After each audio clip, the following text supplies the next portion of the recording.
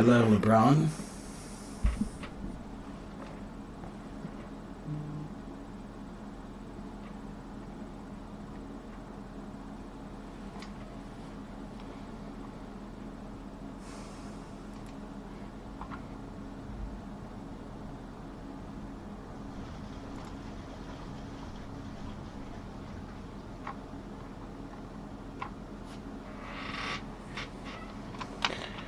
Hello, Patrick. How are you?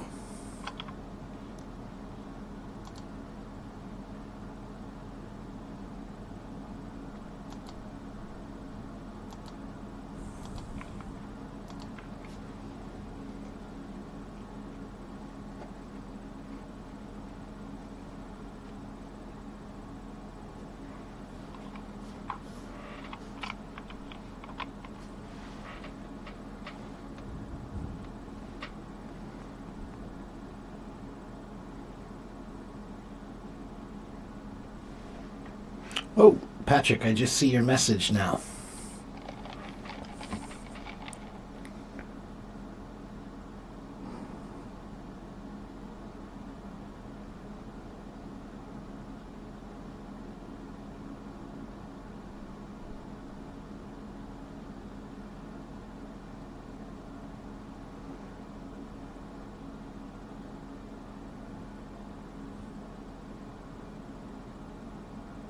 Ah. Yeah, you can buy only one class.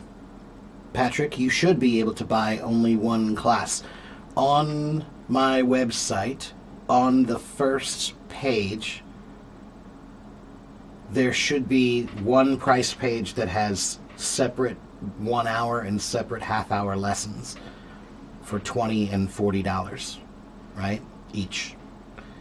So let me know if you have trouble with that, and I will help you. Okay?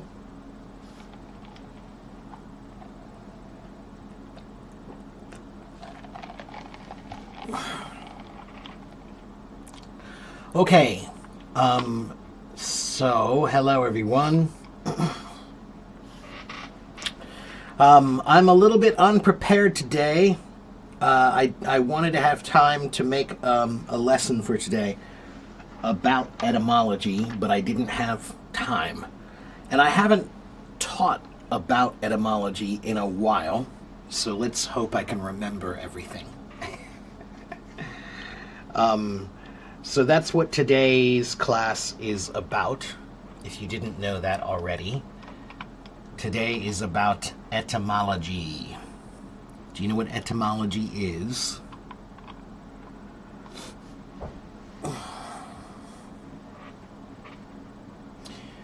Okay, well, sleep well, Patrick. Yeah, it's the study of the history of words. It's not really the study of words, it's the study of the history of words. Okay, so it's like, where do they come from? How have they changed over time? That kind of thing. That's etymology. And it's one of my hobbies. And it can be an interesting, useful trick for learning vocabulary. It's not very useful if you're a beginner. It might be too tricky or too difficult for you if you're a beginner. But if you're an intermediate or advanced learner, then etymology is pretty useful.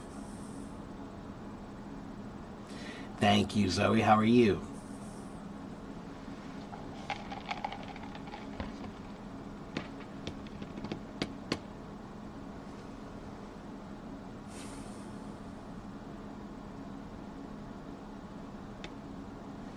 Let's go. Okay. All right. Well,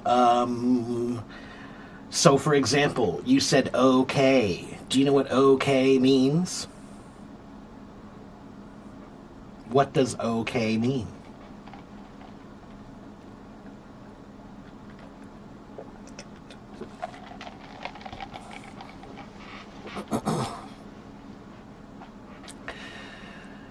No, it does not mean 0 kills. That is not correct. Lucky girl, you're almost right. You're almost right. You're close. It doesn't mean all correct, ALLCORECT. It means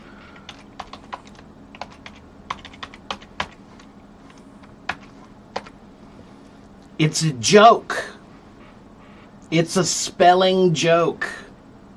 Because the words all correct could be spelled based on the sound. Could be an O or an A, right? Right? All correct. Is it an A or is it an O? Right? And then K, the sound of K is the same as the sound of C, right? K, the hard C, right? So this was a written joke in the I think it was the early 1900s, if I remember correctly. Around the early 1900s in America, in the newspapers, they liked to play with the words. They liked to make funny little jokes with words. And this became one of them. It was a joke that okay, which means good now. Oh, it's okay. All right, it's okay. But the spelling should be ALLCORRECT, which would make it not okay, but what? AC. So we should be saying AC, AC, AC, not okay, okay, okay. Isn't that funny? So there's one. Okay. Where does it come from? It's just a literary joke. It's an old literary joke that became its own word. Okay, so there's one little interesting story. Okay, let's see. Yeah, one theory suggests, but that theory was really wrong, Diego. I'm sorry. But I've researched that one a lot. And there is only one theory that really is true, and they have literary evidence. They have evidence for it. But there are always stories, Diego.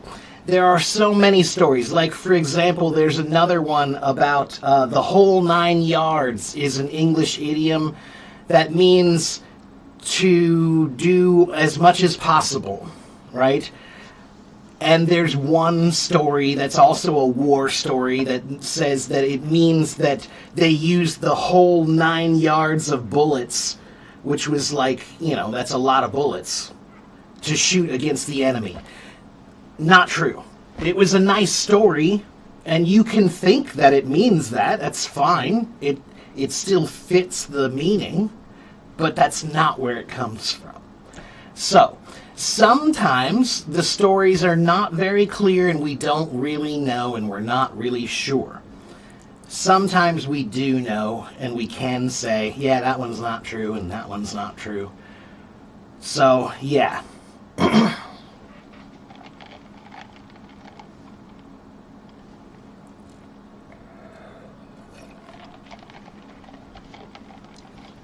All right. Yeah, we're not doing stage today, guys. I'm sorry. Let me turn that off. Sorry, we're not doing stage today. I'm teaching today. Well, I'm trying to teach today. All right? So, let's see. Some other funny stories about English words. Did you know that you say a religious word all the time? When you say English, there's one word that you say often, and you don't know that you're saying kind of a religious thing.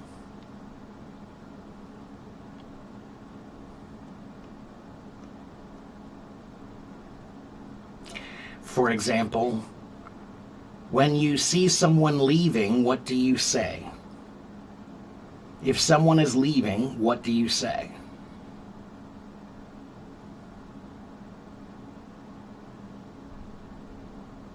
You say goodbye. And what does goodbye mean?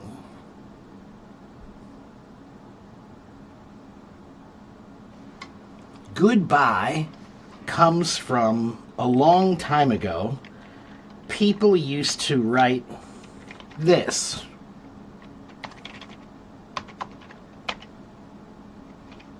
Let me think, how was it spelled again?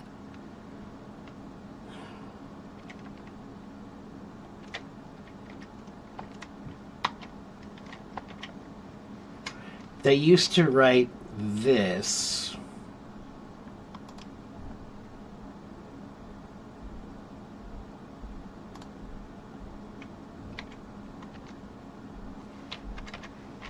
I think it was this, if I remember it. Yeah, that's right, it was this.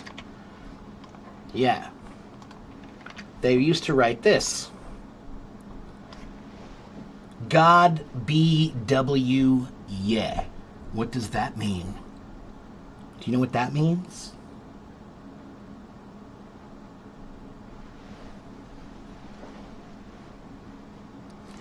God be with you. So, this,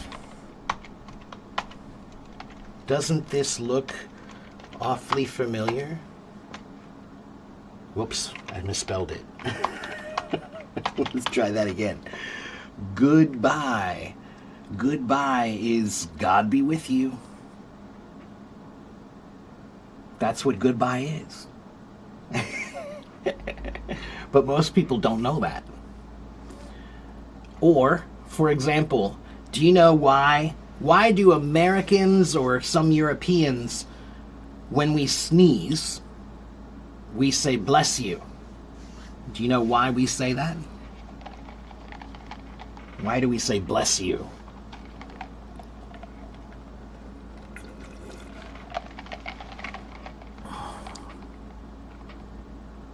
We say God bless you. Why do we say God bless you when people sneeze?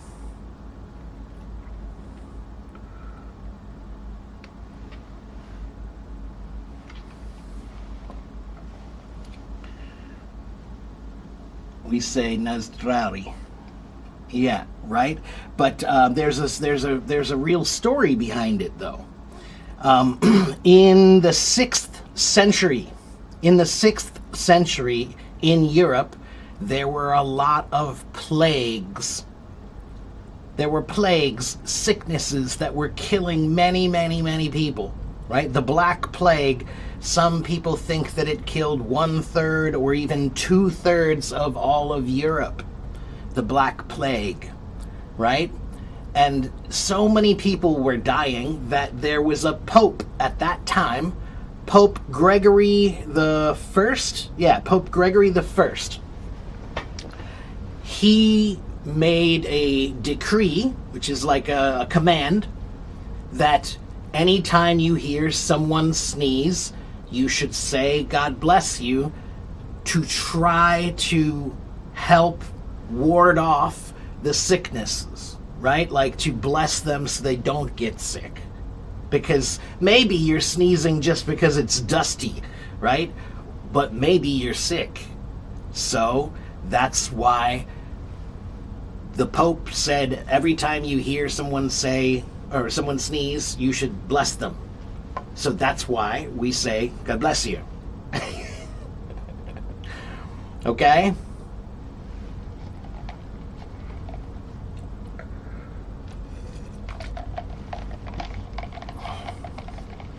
Yeah, it makes more sense now. You know, when you hear it now, you go, oh, well, that makes sense. Everybody was sick and dying. So if you hear somebody sneeze, you go, oh, geez. God, please help this person. Bless them. Right? That kind of thing. Okay?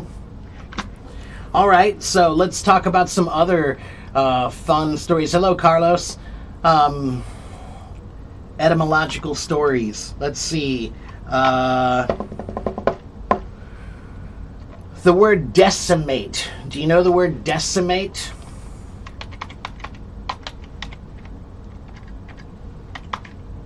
To decimate something?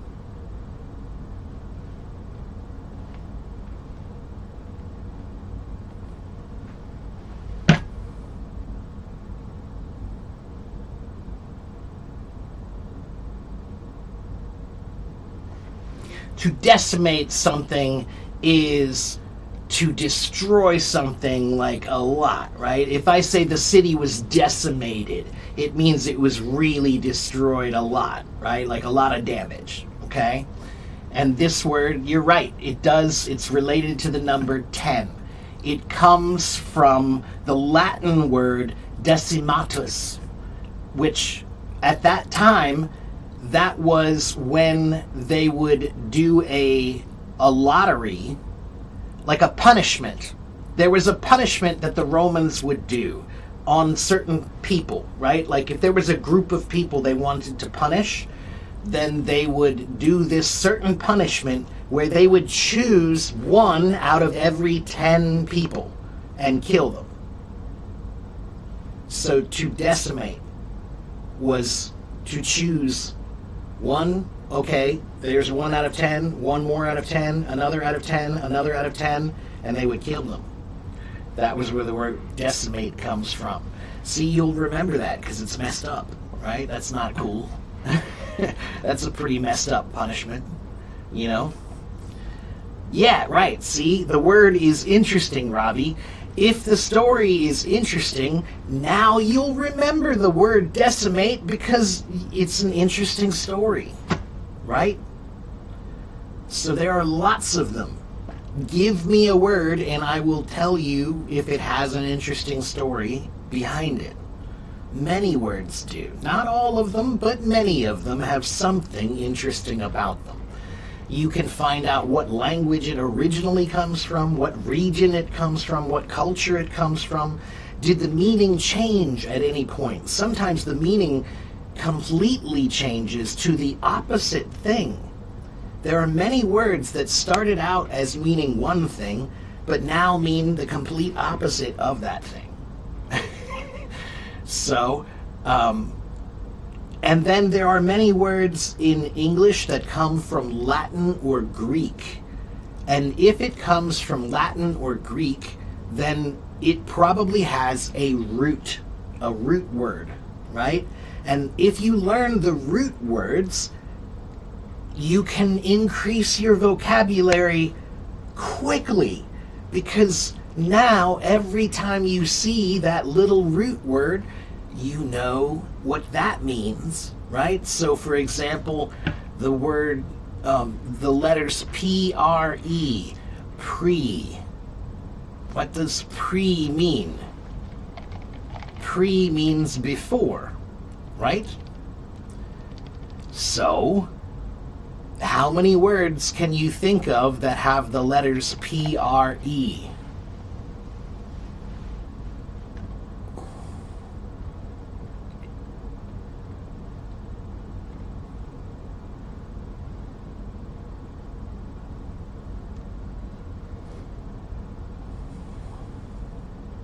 Apprehend, apprehension, comprehend, comprehension, comprehensive.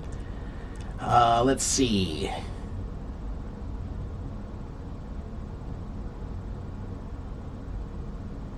There are over 160 words, but I'm choosing the ones that you'll know. Preamble, pre-admission, pre-amplifier, pre-arrange, pre-assembly,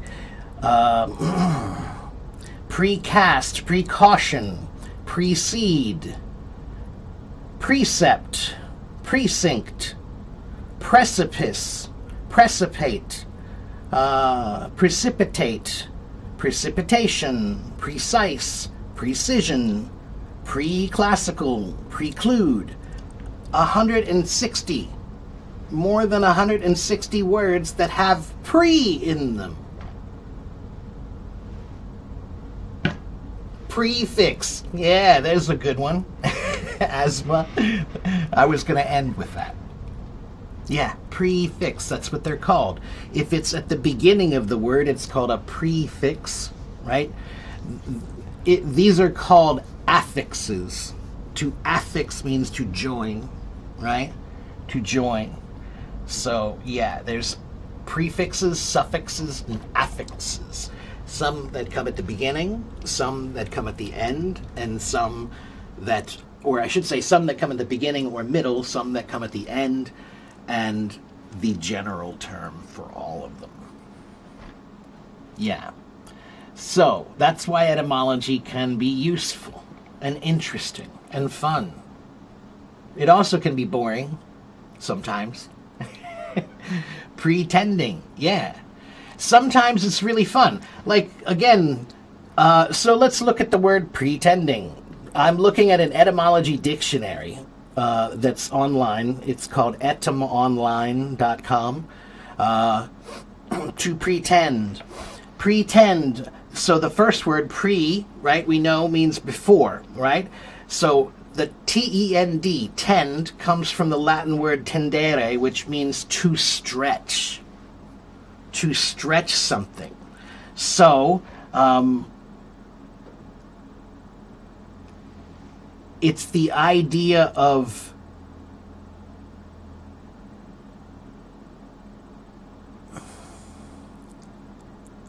stretching the truth.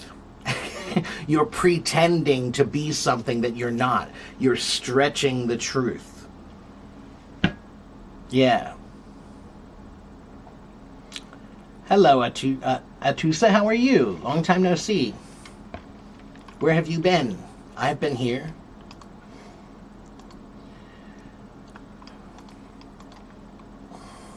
Yeah, stretching the truth, we'll call it.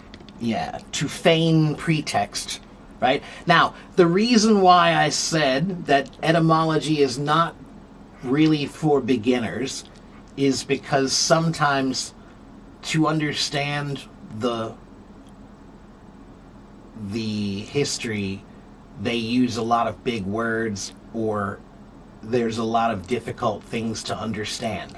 So it can be a little bit scary sometimes when you see etymology. You're like, ooh, this looks scary. This looks hard. But sometimes it's not that bad. Yeah. Okay, let me see here. I'm just going to choose some words.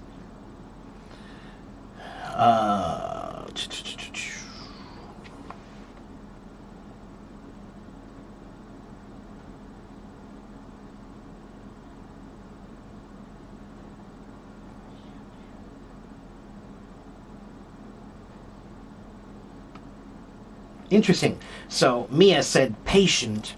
The word patient comes from the Latin word patientia.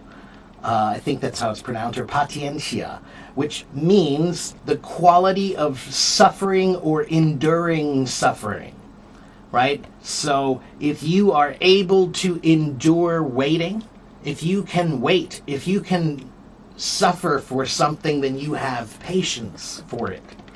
And then there's another funny word. What does passion mean? What does passion mean? What is passion?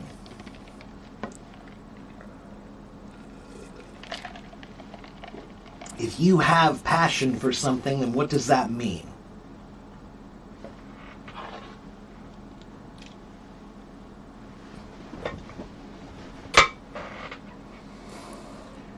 An ardent love for something, Carlos says, deeply like high emotions, courage. Right, but the original meaning of passion is an interesting meaning. So, passion comes from the passion of the Christ. It's from the story of Jesus Christ who suffered for the people, right? And all the suffering that he had. So, the word passion, the real meaning of passion is to love something so much that you are willing to suffer for it. So when you practice for like 8 hours, and it's hard to practice for 8 hours, then that is suffering. But you're choosing that suffering. So the word passion, yes, it comes from Latin, from patientia, the Latin word, and it means to have. Oh no, I'm sorry, not patientia. It comes from the Latin word. Where is it? Old French passion from late Latin passionum. There it is. Passionum. Nominative passio. So, yeah. Anyway, it means that you love something so much that you're willing to suffer for it. That's what it means. You have passion. Okay? You love something so much that you're willing to practice so hard that it's like you're torturing yourself to learn this thing. You're torturing yourself to do this thing at the highest level, at the best, at the most. You just love it so much that you're willing to suffer for it. Okay? So that is another interesting story that you can remember that will help you to remember the word. Right?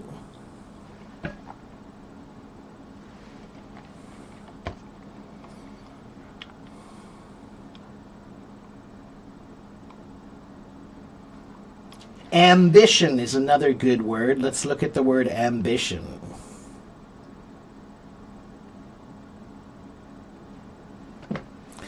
Ambition comes from Old French ambition and from the Latin ambitionem. Ambitio, meaning a going around, especially to solicit votes.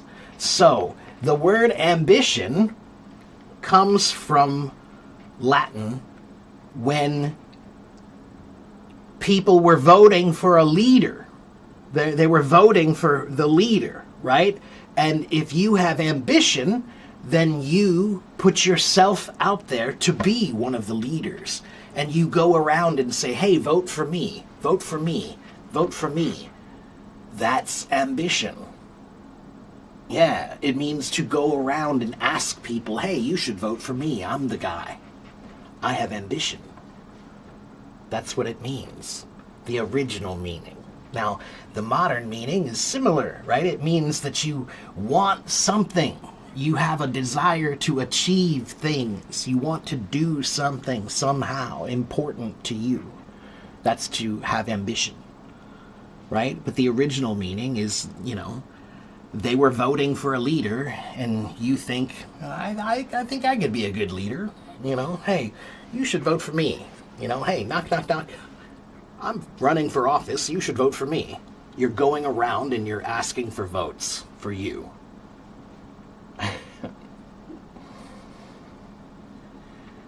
So that's ambition.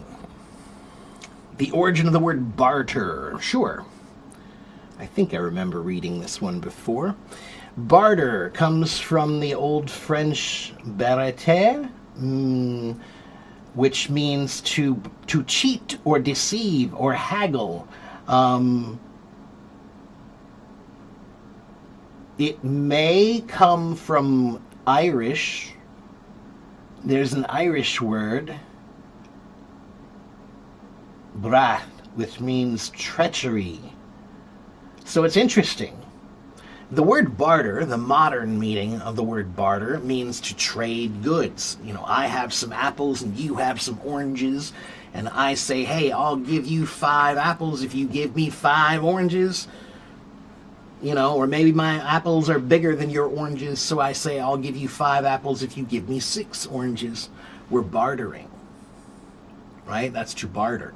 But the original meaning of the word barter is actually, it can mean to trade, to negotiate, right? To negotiate trade. But it also can mean to cheat or deceive someone. Because when you barter, you're trying to get the best deal, right? It's just like business, right? So when you barter, you're trying to get more for less. So that's why the meaning of barter is actually kind of a negative thing. Because anytime you trade, somebody, sometimes you find somebody who wants a fair trade and it's good. But most of the time you meet somebody who wants more. They want more for less. That's good business.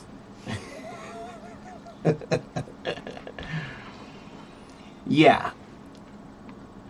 Ah, so you're saying it's coming from Latin, but this is not what I have in my etymology dictionary here, Carlos. Where are you seeing the Latin? That's not Latin, I think.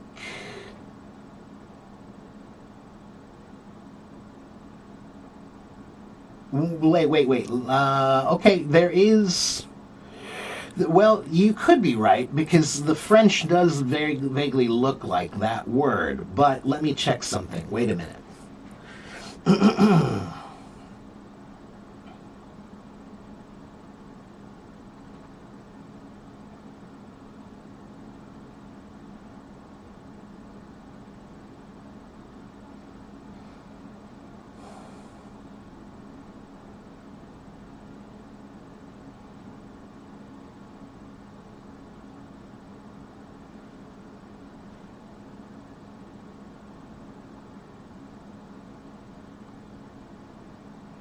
Hmm.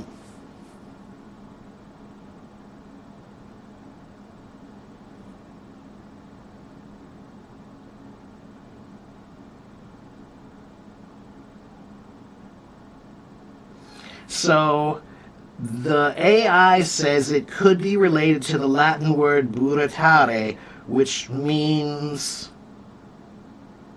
But that's connected to the old French word berater. Ah, so this is one of those rare cases when sometimes, Carlos, there is a Latin word, but that Latin word might actually be derived from the old French because those did, I guess, that did happen occasionally, right? There was like a retroactive. Latin predates Old French, but Old French influenced Latin is what they're saying here. Is that there were some languages, including Old French, that used a word that was probably where the Old French word comes from, the Latin word comes from, I should say. Yeah, it's in French, baratin, right? So, baraton, whatever it is. Yes, origins is what we're talking about. Yeah. So, and this is one of the things about origins, right? It's history, right? And history sometimes is pretty clear, and sometimes history is not that clear, or maybe there's more than one possibility, right? But we, as with anything, we use evidence to try to make our best guess. Right? So, whatever theories are out there, that's great, but you have to prove them, right? So, the 0 kills thing, for example, for OK, that's been disproven, you know, because there's evidence, because they have evidence of exactly where it did come from. So, and then you have to look at, okay, well, if that is your story, what year did that happen, and what year is this other story? Ah, this story predates that story, so even if your story is true, it can't be because there's a historical kind of analysis that you have to do. It's Origii. Oh, sorry about that, Chris. I didn't notice that I misspelled. It happens, you know. I am a human. I apologize for that. Oops.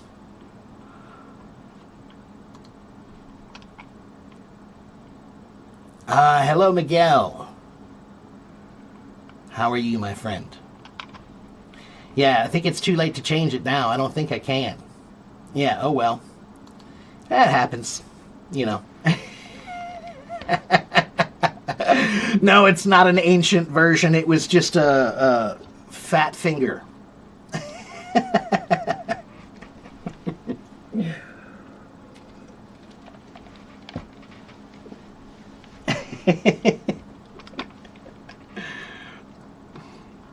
Yeah, we all got them fat fingers.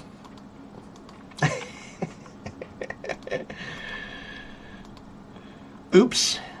Yeah, my bad, everybody. It's supposed to be origins, not orogins. Although that is a kind of a cool looking word. Yeah, that's an interesting looking word now.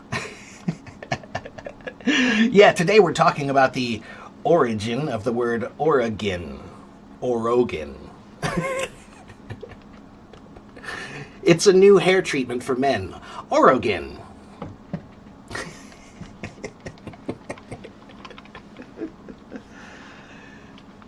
Anyway, yeah, so if you did not know, English language is it's what we call a hodgepodge. Do you guys know hodgepodge? That's a good one to learn too.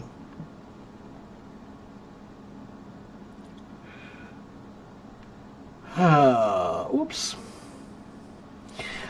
So hodgepodge it's kind of an old slang word that means like a mixture of a bunch of things, right? A mixture of a bunch of things, okay? It's actually, that was a stew. It was a food. It was a soup, right?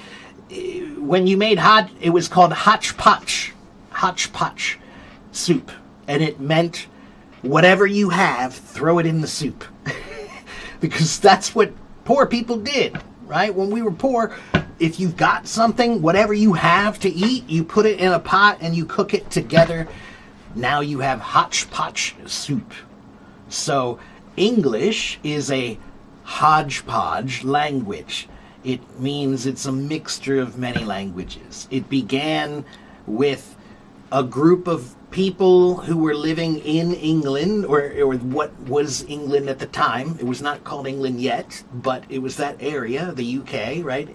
The tribes that lived there, and they mixed together with the Anglos and the Saxons who came over from the Channel and mixed with that group, and so those tribes were Germanic tribes, which means they're not German, but they're kind of from that region area, right?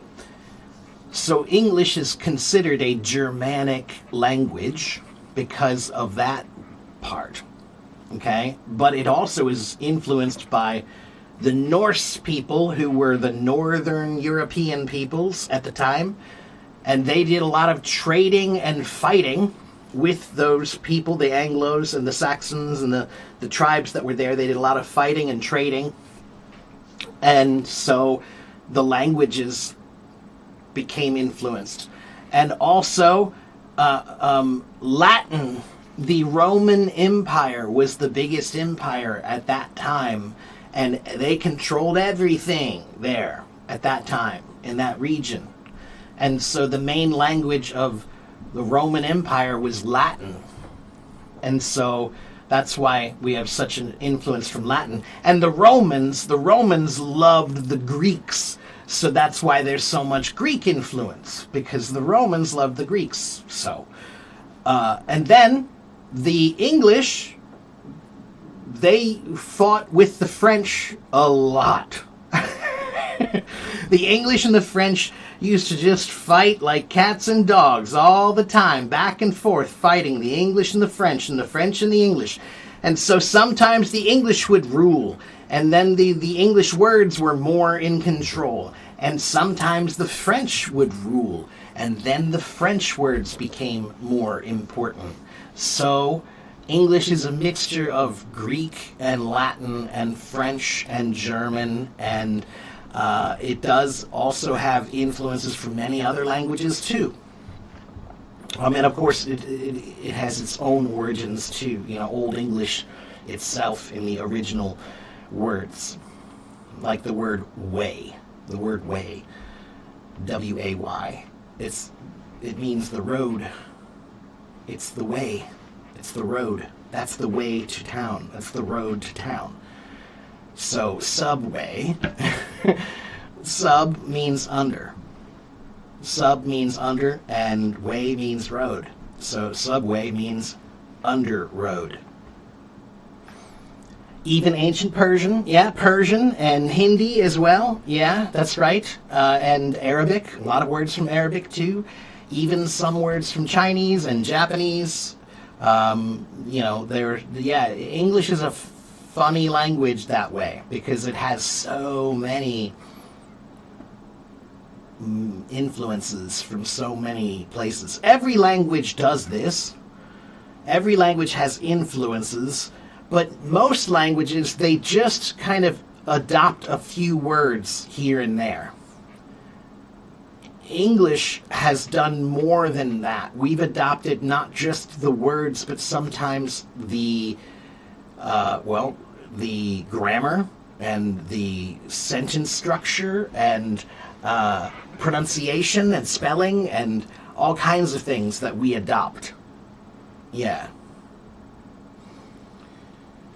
Where am I living now? I live in Cincinnati, Ohio.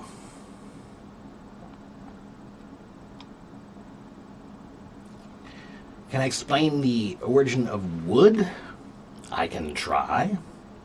Let's take a look. I don't want to talk out of my bum. Let's see. Comes from the Old English volde, which means it's a past. It's just the past. So it's interesting. It's exactly what it means now. It has always meant that. It's just changed in spelling and pronunciation over time. So it's still the past tense of will, right? The old word will used to be villain, W-I-L-L-A-N, villain, or villain. I'm not sure how they would pronounce it. And then wolde is the W-O-L-D-E was the original spelling of wood. So, if you go back to around 1300, the year 1200 or 1300, if you go to England, you will not understand their English. You won't understand a word they say. Because it's old English. Yeah. Okay, let's see. Did I miss anything here?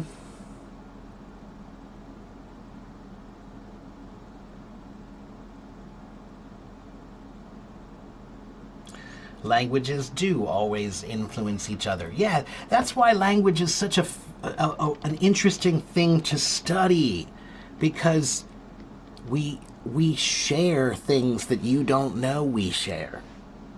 Food, music, and language.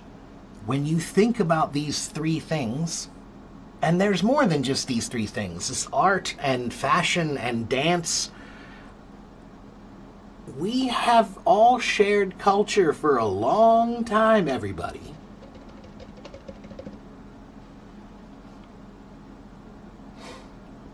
What does English share with Arabic? Lots of words. Let's take a look. Like the word alcohol, and the word algebra, and algorithm, and caravan, I think comes from Persian, but also Arabic. Let's see. English words from Arabic.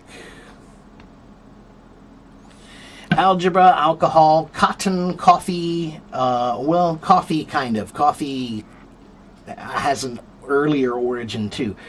Magazine, sofa, zero. Let's see.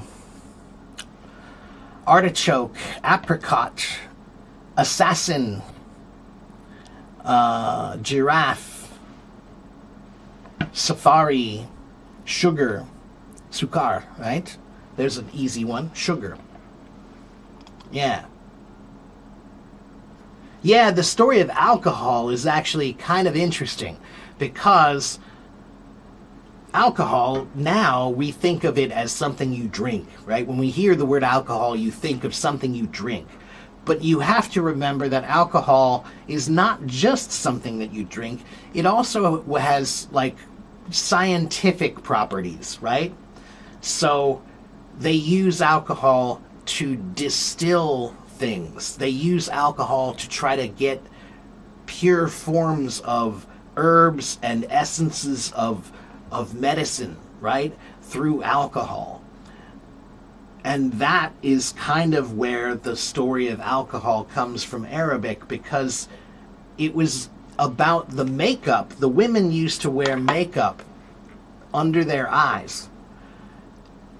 And there was a special kind of makeup that they would use. The good kind was made with a process of distillation. That's what it is. I think it's distillation, if I remember right. And the distillation is the idea of the alcohol. That's where we get the word from alcohol, through the idea of distillation, which was used in some process to make this makeup for under the eyes. Yeah.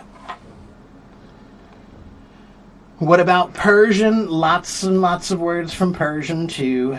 Let's see.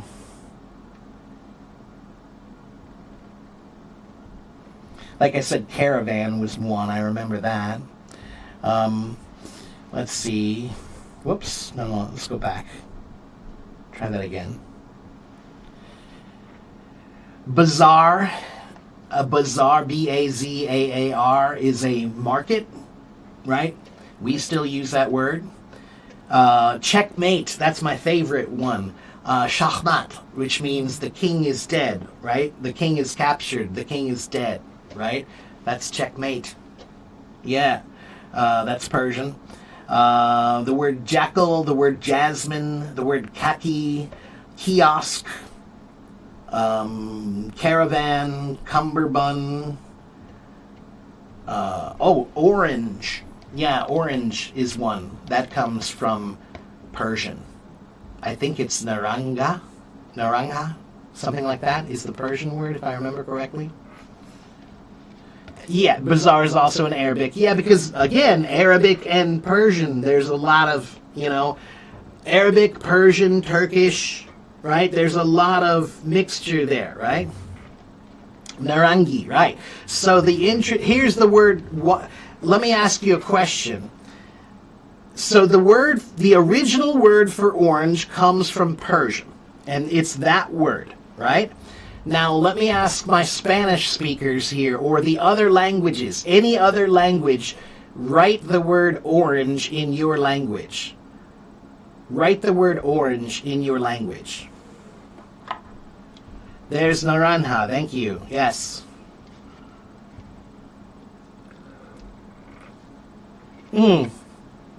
Try to write it in transliteration. Try to write the English version of it, right? So Franco-Arabic, right? So let's look at, for example, thank you, Changzi, right? So, for example, the Spanish word has an N. The Persian word has an N, right? But why is the English word doesn't have an N? It has an O. Why? Isn't that weird? Look at that. In Pashto, it's also that way, right? That's cool. All right, so why does the English word not have an N at the beginning? Shouldn't it be, in English, it should be this. It should be that. And guess what? At one time, that was the English word. Norange. Norange. Okay? But let me ask you a question. If I say, can I have a orange, can I have a norange, please? Can I have a norange, please? Can I have a norange, please? Can I have an orange, please? Can I have an orange, please? Can I have an orange, please? Did you see what happened?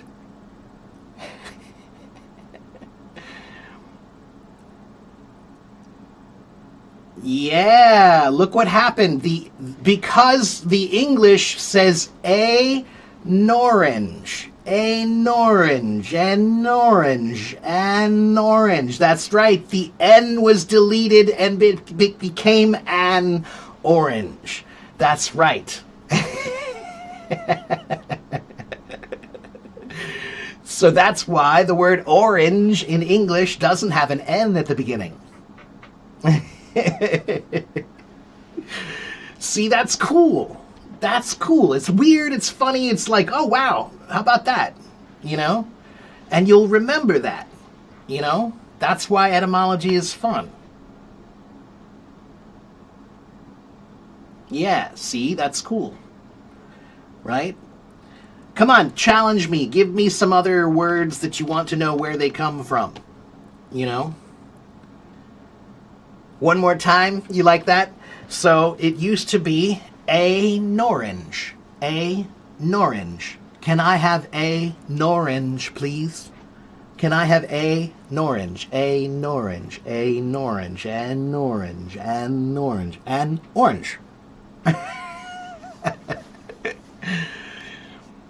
That's how language changes.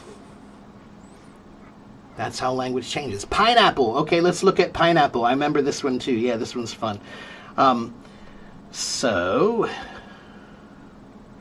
Let's do that. Let's talk about fruits and vegetables, because those often have. Sometimes the word has not changed at all in a long time. So sometimes the word that we use today is almost the same as the word that they used a long time ago, right? Or the meaning has not changed at all, right? But sometimes it has. So pineapple, right, is a relation to the pine cone, right? Because it looks like a pine cone.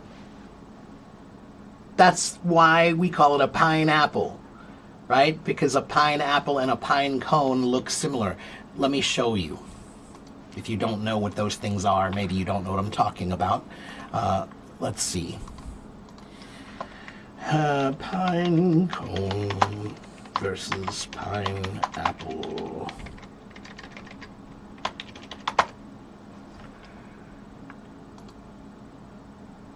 All right, take a look at this.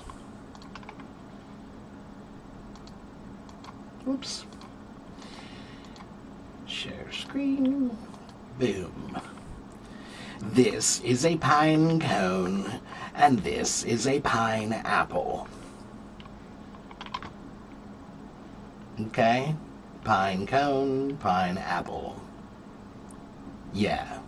All right, so that's why they called it a pineapple, because they said, look at that. It kind of looks like a pine cone, but a long time ago, there were many things that they called apples. Like, for example, the tomato. The tomato originally was called a golden apple, which is why, what do they call a tomato in Italian or in Spanish? Or no, in Italian. What do they call a tomato? Yeah, it's the Spanish too. Yeah. What do they call a tomato in Spanish or Italian? And what does that mean? Pomodoro, which means what? What's the translation of Pomodoro?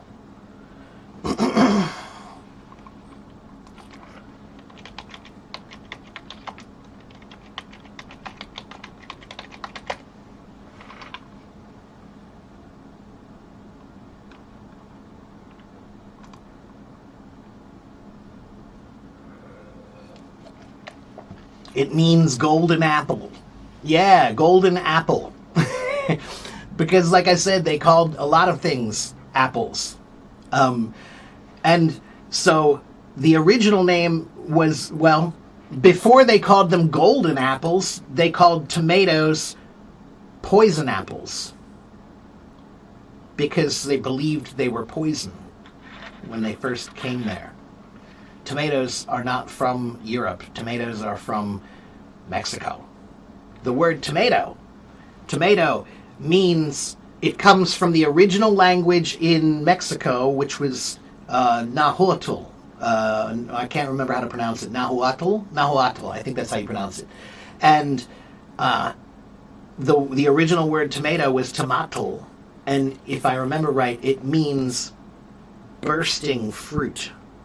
Bursting fruit. Because tomatoes, when they grow, they get big and fat, and then they pop open because they're getting too big. And Ravi says poison because of the color? No, but if you want me to tell you the story, I will tell you the story because it's a fun story. So why did some people think that tomatoes were poison?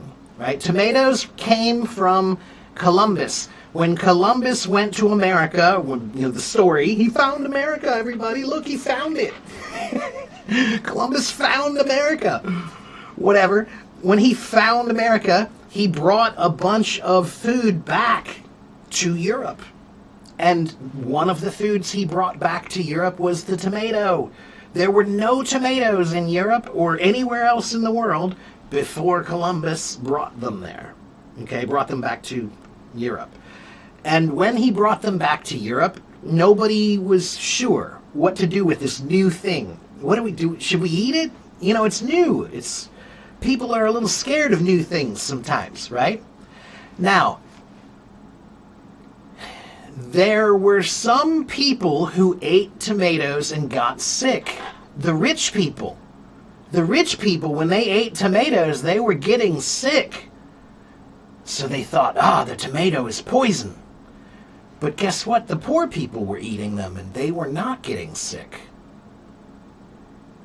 The poor people were not getting sick. Why not? What was the difference between the rich people and the poor people? It had nothing to do with the tomato. It was about the plate that they were eating on. Poor people ate on wooden plates. Wooden plates. Rich people, at that time, they ate on what was called pewter. Pewter. Pewter. Pewter is a kind of metal.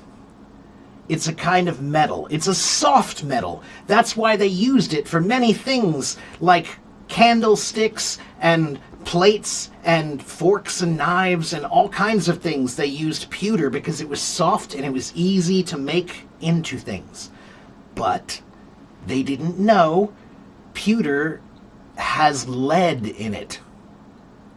Pewter has lead in it. And lead is not good for you, one.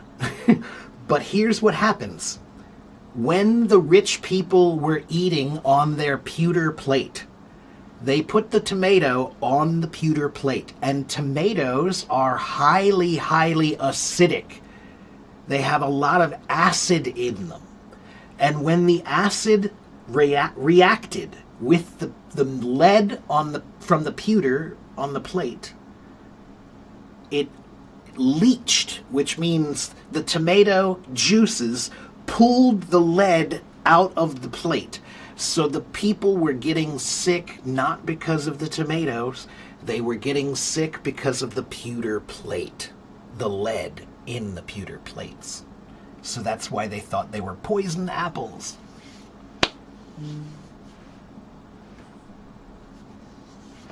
Okay? That's a fun story too, right? Why did the name America? America comes from Amerigo Vespucci.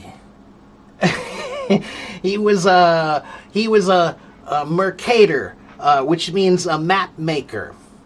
He was a map maker, right? And so a long time ago, still today it's true, but doesn't happen very often. A long time ago, there were many things that had not been discovered yet. Many things were new. And the rules are, if you're the one who discovers it, then you can claim it. But how can you discover a thing? How can you claim it? The way you claim something is by making a map. When you make a map, you can say, oh, this is ours. Right? You can draw the lines and you can say, oh, this is mine now. That's how it works.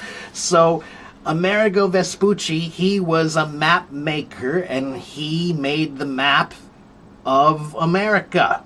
One of the first big maps that was a popular, famous map at the time. That was the map everybody wanted to use at the time. So, his name is Amerigo. He named it America. So there you go.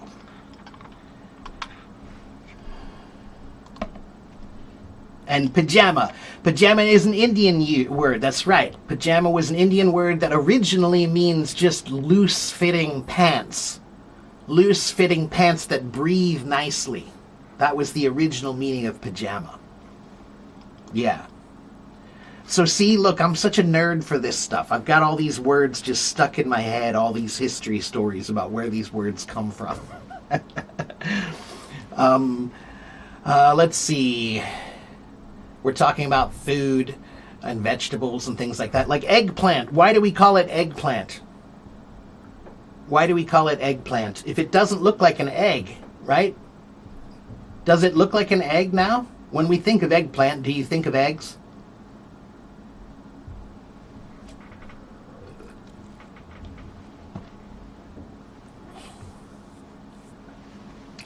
Well, in French, what do they call it? Aubergine, right?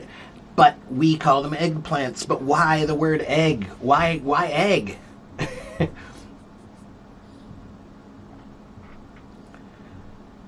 Why egg? It's because the original eggplant looks like this. And the original eggplant also comes from the New World, right? I think it comes from South America, if I remember right. I want to say it comes from that region. So this is what the first eggplants that they found looked like this.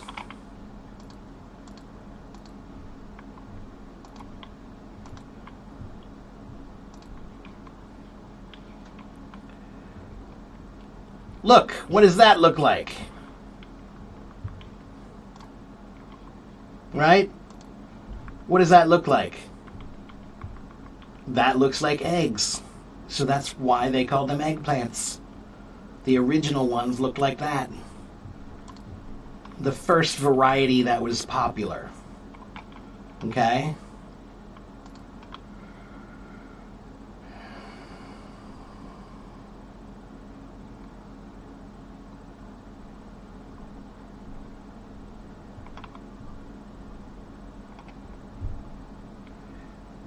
The French word, you believe, originates from the Arabic word. That's possible. Yeah. Again, that's what's fun about language, when you can trace where the languages go. It does get kind of hard. History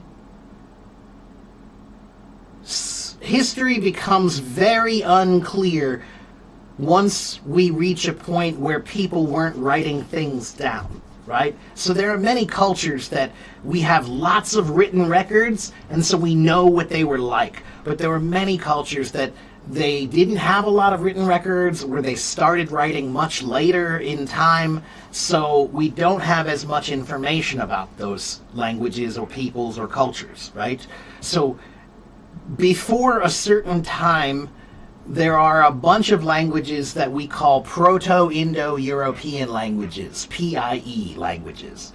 And those languages there is information about them, but not a lot of information, so it's very sketchy, very kind of like we have to guess a lot about what those things are. But there are some languages like Sanskrit, right, that are very old and there's a long written record for them. Right? But like the Norse people, right? The Vikings, they didn't write a lot of things down for a long time. They had culture, they had people, they had things that could be written down, but they didn't. They didn't have a written language at the time. And they didn't have a culture of it. Many, many cultures, they didn't have a culture of writing, they had a culture of storytelling. They told stories over and over and over and over and over and over and over and over and over and over and over and over and over and over and over. They did that because if you tell it again and again, everybody will remember because you keep telling it. So that was how history was told for a long time. History was oral history. It was mythologies that were stories that we would talk about around the fire and tell your kids and tell your, grandkids. And that was history. It was stories that you would tell people, So, but once it became written, then it kind of became a little bit more, for one, it was easier for us to now interpret, Yeah. Okay, I'll shut up now. Okay, here's another interesting one. What does the word breakfast mean? Breakfast.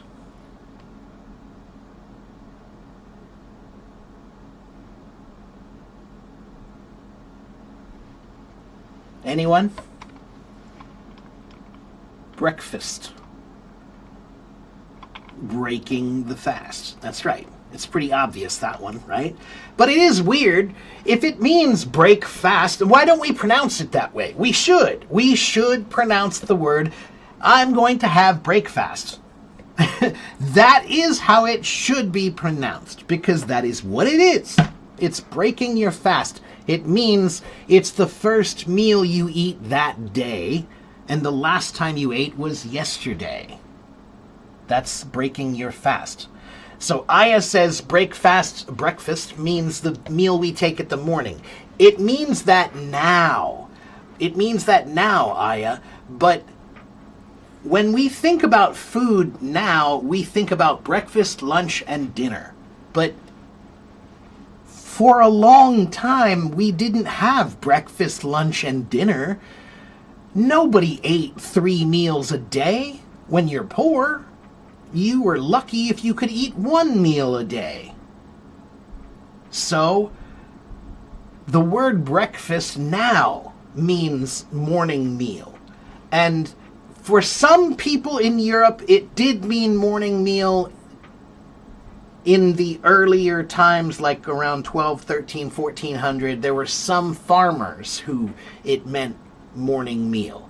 But the majority of people, actually, their breakfast was later maybe in the early afternoon. It was lunch. It was the first meal that they would have, not first thing in the morning. They didn't just wake up and eat.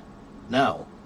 That wasn't until later, But here's what's funny. What does the word dinner mean? What does the word dinner mean?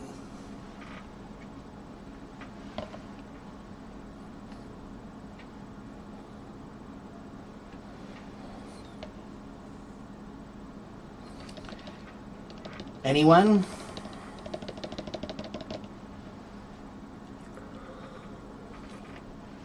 Ahmed says, I think they were fasting most of the time. No, because fasting is a choice. When you're poor and you just don't eat, that's not fasting, you're just poor. I say that because that's where my family comes from. That's how it is, it's not a choice of, I'm not going to eat. No, it's, I can't eat because I don't have anything to eat.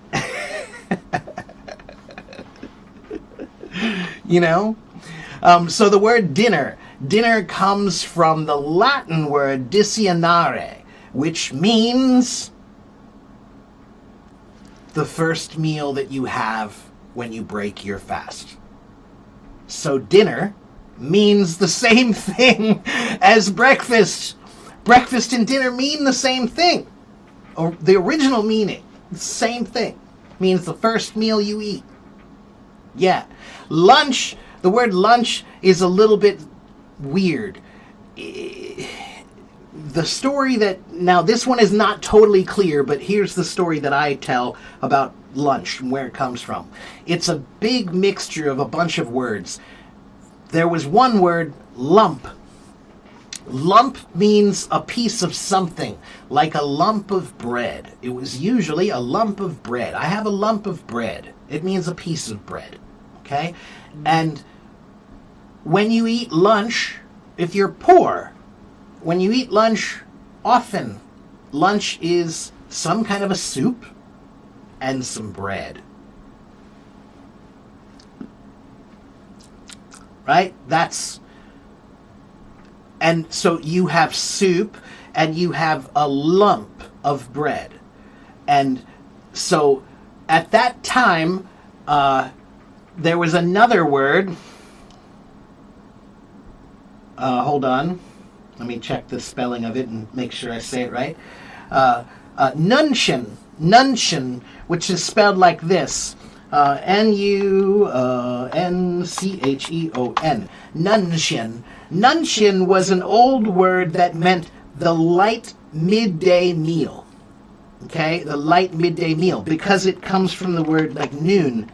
Noon, where is it? The word chun comes from an old English word meaning drink. Why? Because what did you usually drink? You had soup. Poor people often ate soup, so you drink it, right? And if you're lucky, then you have some bread to eat it with. A lump of bread for your nuncheon. So lump and nuncheon became luncheon. And luncheon became lunch. Okay? So when you eat, you would have some bread, that's your lump, and you had nuncheon, that's your light noonday meal. So lump and nuncheon became luncheon, and luncheon became lunch. Hey, Chris, what's up, man? Thank you. And then the word soup. Soup, also. Soup is related to the word supper. Do you guys, what is supper? Do you guys know the word supper? Or sup? But not like, sup, dude. No, I mean like to sup is a verb.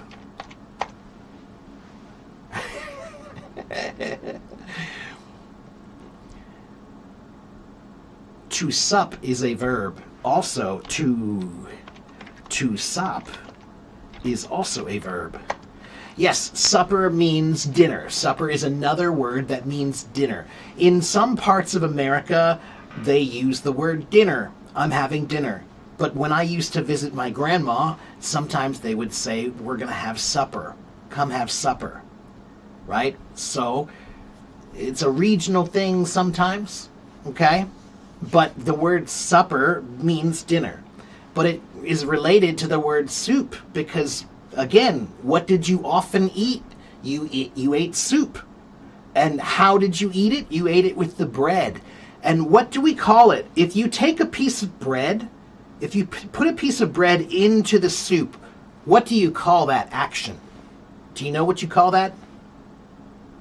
What do you call it if you put your bread in the soup?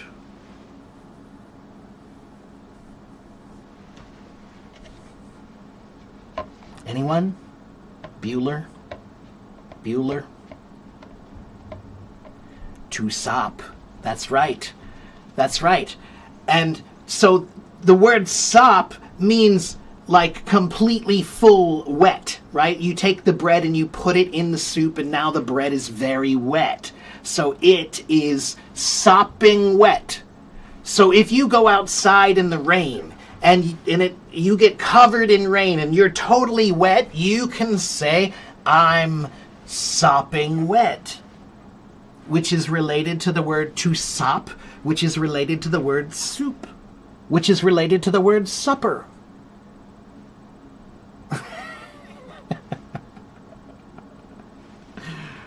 Sup, soup, sop, supper, all related.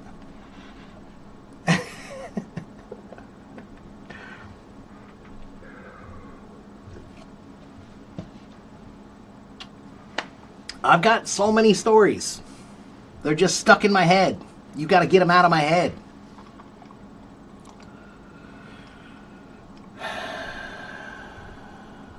Tomate. But before it was tomate, it was tomato, which is Tomatl.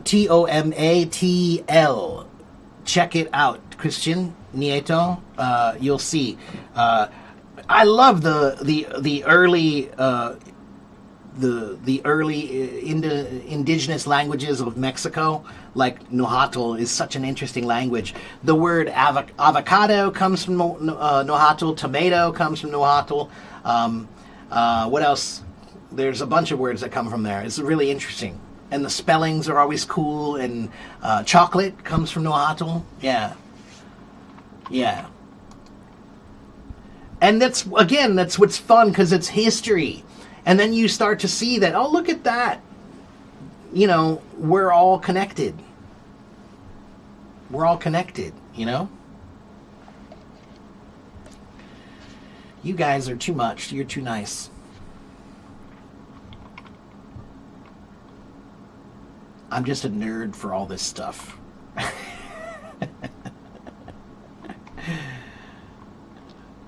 And hello, David Castillo. Hello. Yeah. Let me think. Do I have any other cool stories?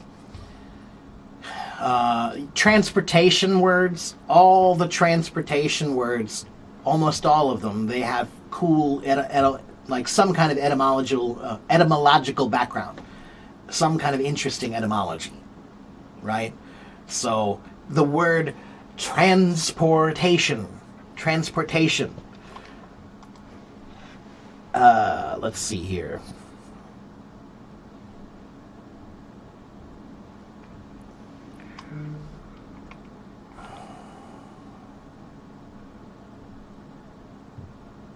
So, transportation, we have Trans. Trans means across. Okay? The letters Trans means across. So there are many words that have the letters TRA, like transatlantic flight. To go transatlantic means to go across the Atlantic. Trans-Pacific, transcontinental, right? So there are many different words that mean to go across that use the word trans, right? But transportation, port. So the other word, port means to carry. To carry. So transportation is something that carries you across. That's what transportation is. Yes, the same across. That's right. From or to. Yeah, that's right. Yeah, it takes you across something. Okay? So, for example, let's look.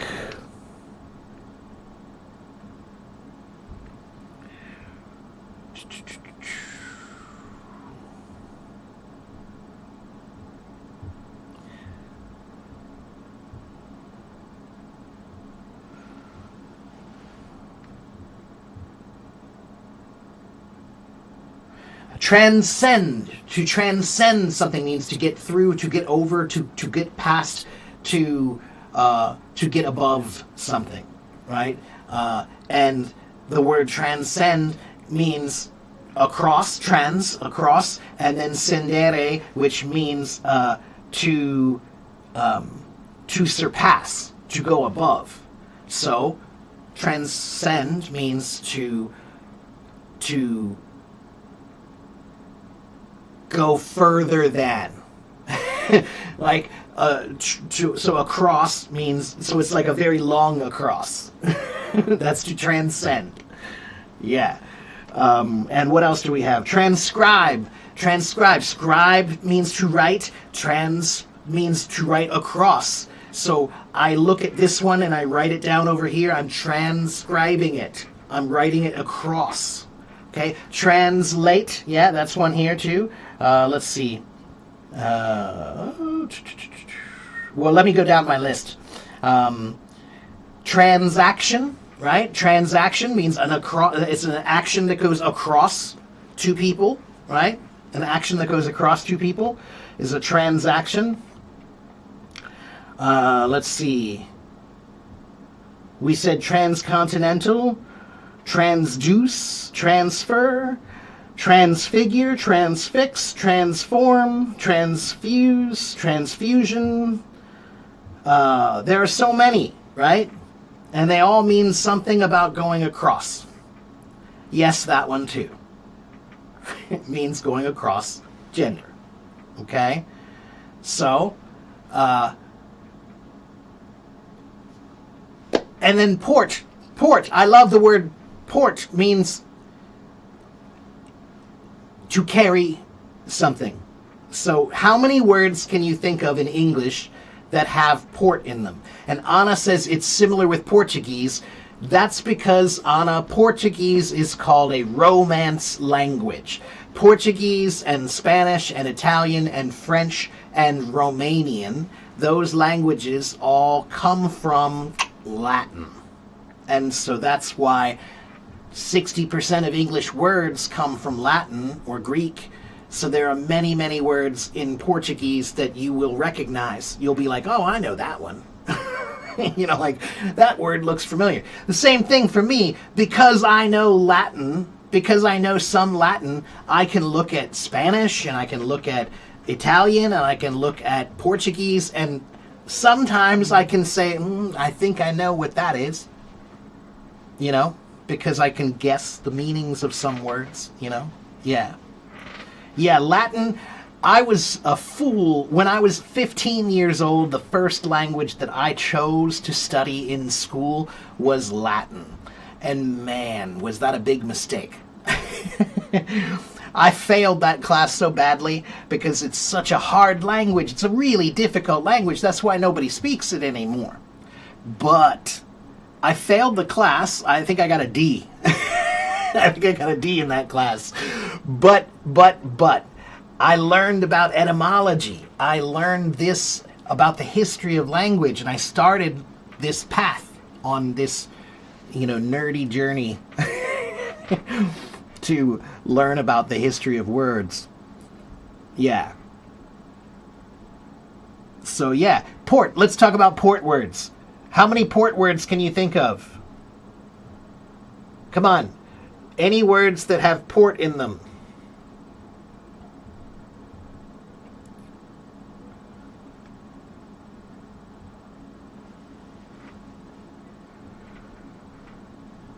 Transport. That's one. Yes? Any others? Port. Passport. Import. Export. Keep going. There are many. Portfolio. Yes. Any others? Comport, deport, disport, emporium. Let's see. Important. Opportune. Opportunity. Portable. Portage. Portcullis. Portal. Porter. So, let's talk about port words. So let's see. Let me go through your list here. Transport, we already said. Trans means across. Port means to carry. So transport means to carry across. Import. Im means into. Into. Ex means out of. Out of. So imports are the things that you buy into your country. They come in. They're carried in. Port means carry. Im means in. So import means in carry. Export means out carry. Right? And passport. Port also has another meaning. Sometimes port means the door. Like that's where you can go through, to carry through, right? So that's why when you get on a boat and you go from one place to another, the boat is going to a new port. And the port is like the door to the country. It's the door for boats. It's the port, right? And on a boat, the windows, the little windows like this, they're called portholes. They're door holes. Okay? And so passport is the pass that you need to go through the door. Okay? Portfolio, folio means papers. So your portfolio is the papers you carry. That's the papers you carry. That's your portfolio. Okay? Portrait, yeah. Let's see.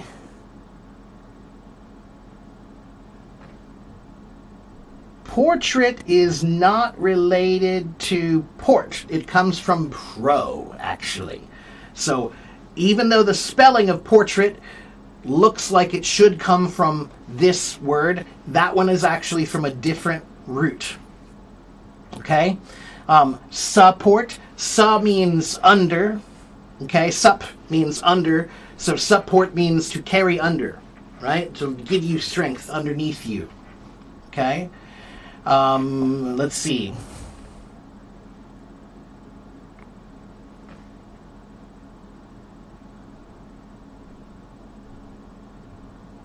So the word portion comes from the Latin word proportione, which means according to the relation of the parts of each other.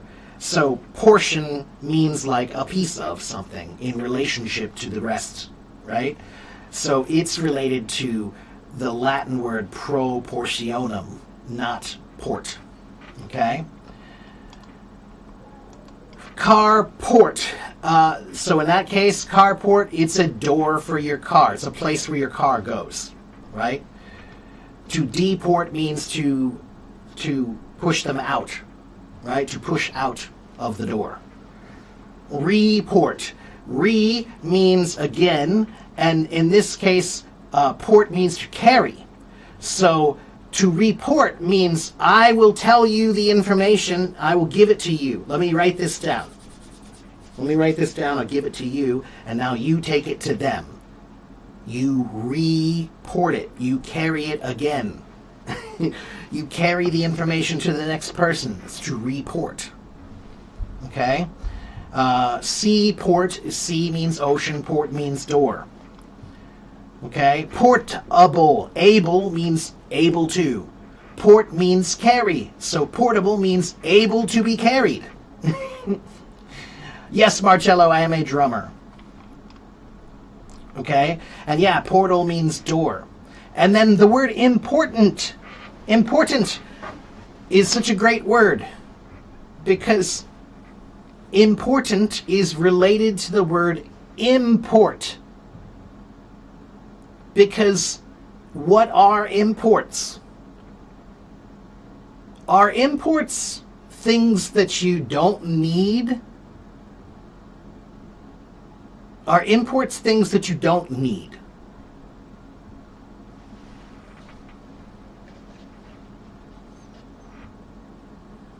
Why do you buy imports? Why does a country import anything?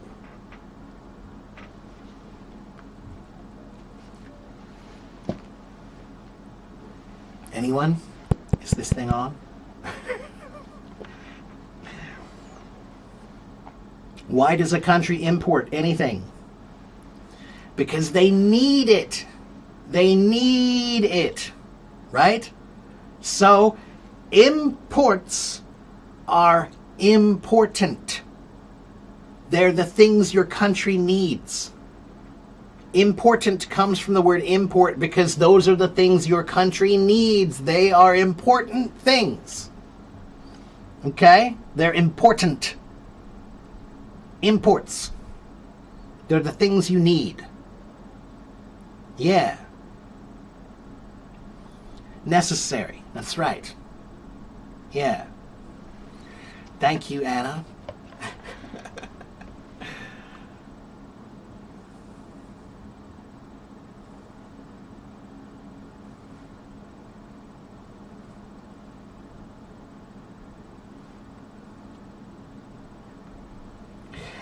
Awesome. Awesome is another funny word. What does awesome mean? Awesome now means great. It's awesome, right? But the word awe, A-W-E, what's the original meaning of the word awe? It actually means fear. It means terror.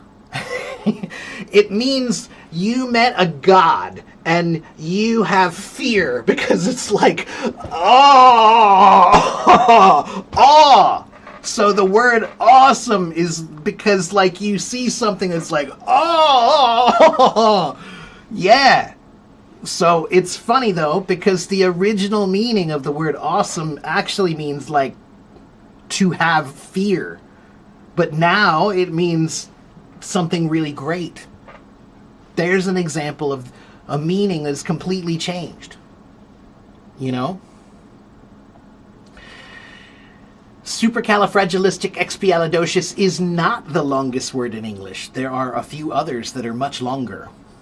There is a medical term that is much longer than supercalifragilisticexpialidocious. And there is also a town in, I believe in Scotland, there's a town that is, the name of the town is super long. It's like 48 letters or something like that. Yeah. Thank you for that compliment. Discombobulate. So let's look at the word discombobulate. I love that word. I was discombobulated. But it looks like a hard word, but it's actually not. Because if you know Latin, then we can break it into the small parts, right?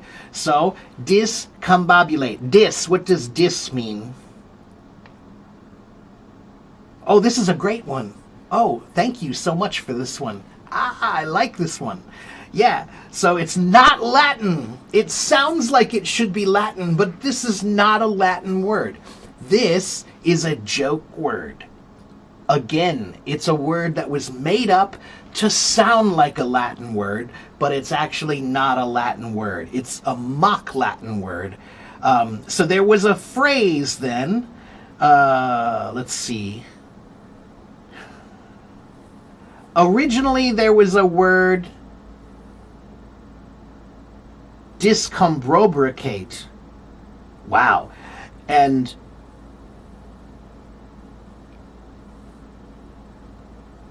there was a popular word at that time that was like a making fun of somebody for using Latin.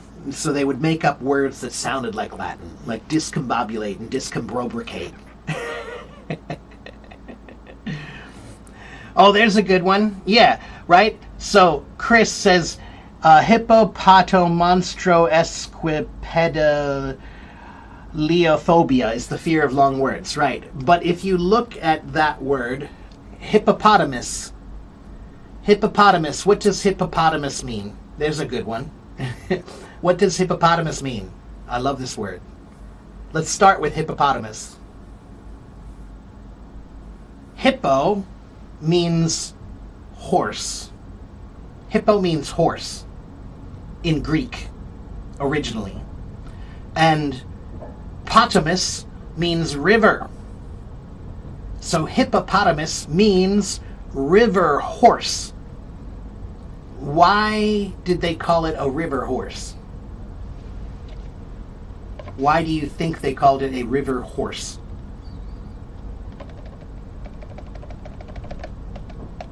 Anyone?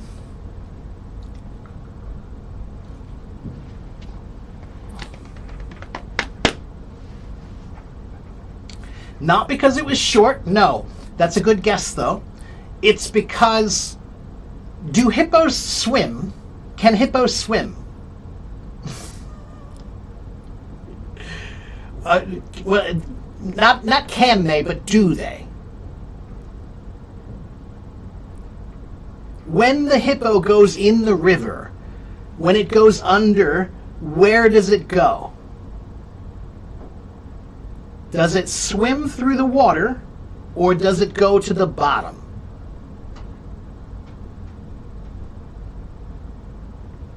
It walks on the bottom. Hippos are big and fat and heavy, and they sink. So when they go in the river, they actually walk on the bottom of the river like a horse. So the Greeks called them river horses. Yeah. That's what a hippopotamus means. Okay?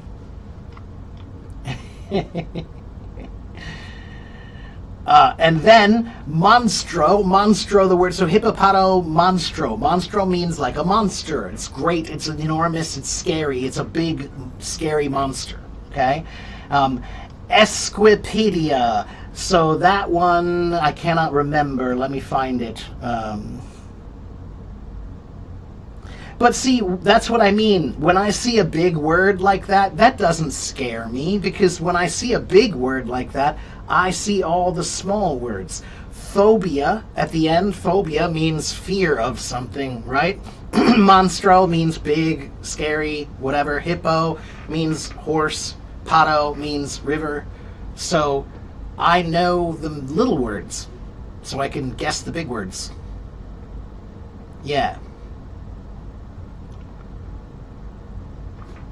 That's how it is in Chinese too. Yeah, that's right. There's a similar process. It's different, but yes.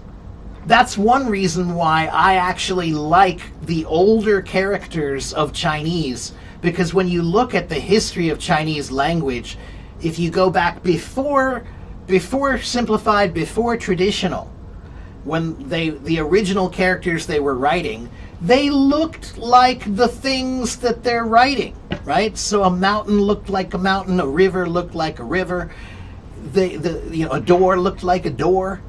It was easy to say, oh, I know what that means. You could look at the character and be like, oh, I know what that means. It looked like it, right? And that means that if you know it, you could say, well, that means river and that means horse. Now let's put them together. Now we have river horse, right? Like, it was a similar process. Yeah. Anyway.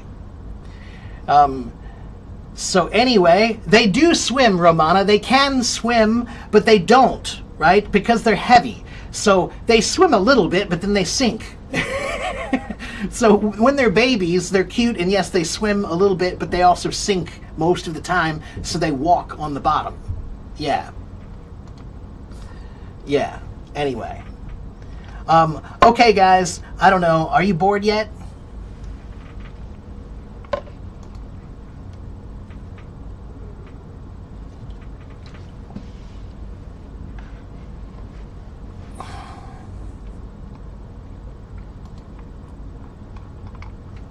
No? Okay. All right. Well, let's see. We talked about food, and we talked about transportation. Give me another topic. What about sports? Like the word sport. What does sport mean? You keep giving me that word, but what about that word? Why do you want me to give you that word? Do you want me to tell you the parts of that word? Okay, fine. Let's do it. I can't remember the pronunciation. I'm sure that's why you're saying it. Flossinosinilification. That's what it is. Flossinosinilification.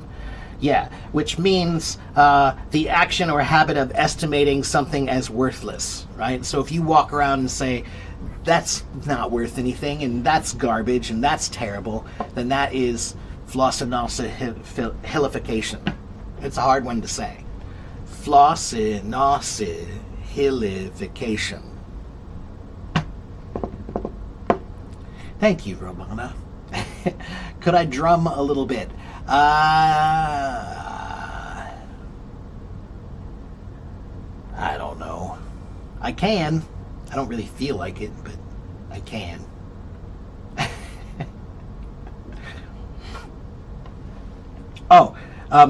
And let's look at the parts of that word.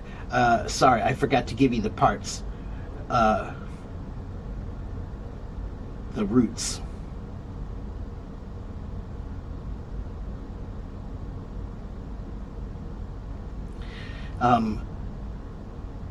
So flossy. Oh, that's interesting. So the original word, all of those words, flossy, nosy, nihili, and pili, all originally mean something at a small price. Something at a small price, or for nothing. So when you put them all together, and then you add the suffix fication, It just means that everywhere you go, you just say, oh, that movie is terrible, and that food is terrible, and that restaurant is terrible, that song is terrible. Flossy Nossi Nihilification. You said Saturday. Yes, I did say Saturday. So, Lucky Girl reminded me. So, Aiden, come back on Saturday. I will, okay? On Saturday, I'll set up everything. I'll put the camera up over there so you can see it better. I'll have some music. I'll play along. Okay, so Saturday, I'll do a music show. All right? Okay? Yeah. So, I was talking about the word sport. What is a sport? What is a sport?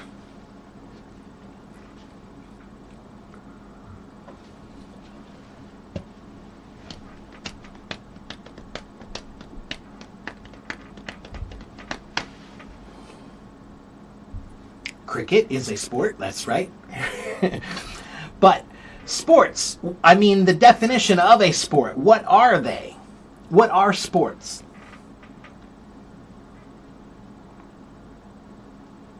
No. Well, yes and no. You're close. Lucky girl, you're very close. You're very close. Some amusing activities. That's right. That's exactly what it is. The original word sport was not sport. It was actually disport. Dis means away. Away. Port means carry. So, disport means to carry away. So, sports are activities that you do to take your mind away, to relax, to take your mind off of things. They take your mind away. They carry your mind away. That's sports. Disport.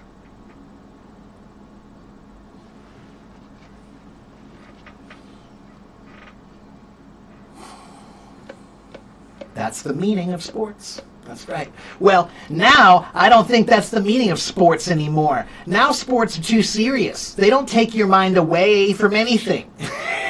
Your mind is now, you're too serious about the sport. Sports are supposed to be games. They're supposed to be a game. Games are not something you take seriously. No. So if you're getting mad about a game, how old are you? Know what I'm saying? You know, it's a game. You should remember it's a game. They're just games. I know that there's a lot of money involved. I know they make a lot of money, but it's just a game. What's the background of sports cars? Well, sports cars, sport in this case means sporty, right? So if you put the letter Y on the end of the word sport, now it means like a sport or like some kind of action, right? It's active. So it's a sporty car. It's a sports car. It means a car that looks like it's ready for action. Okay? Yeah.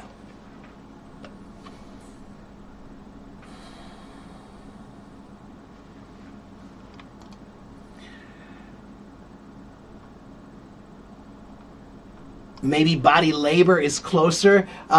Senorita, I think you're saying that because the Chinese word is more like that, right? Yundong. Yundong is more like activity, right?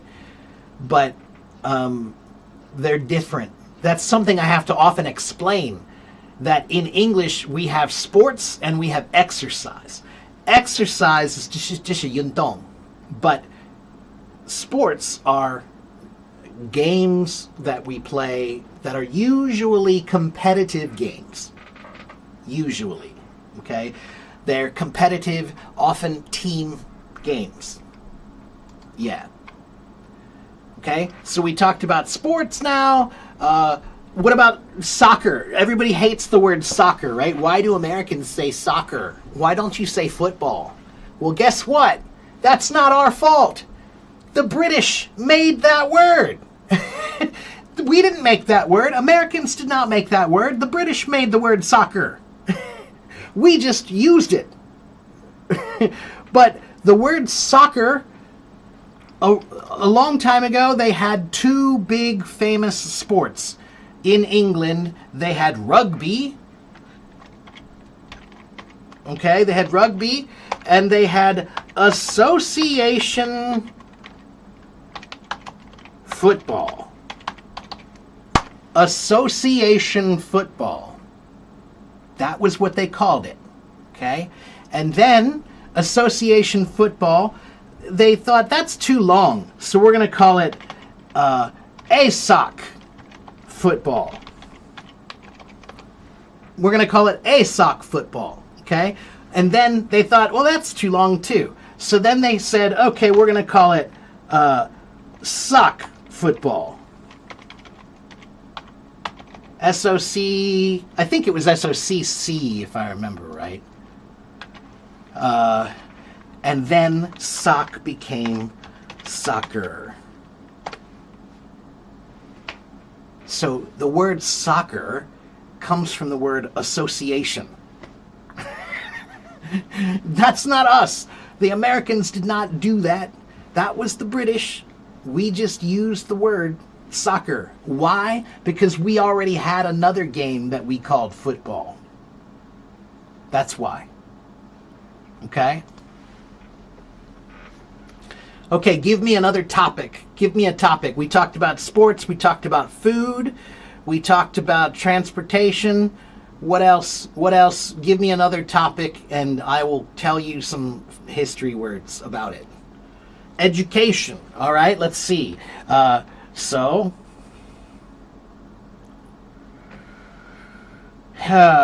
education. What does education mean?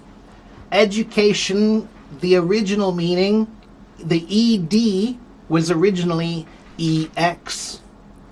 EX means out of. Out of.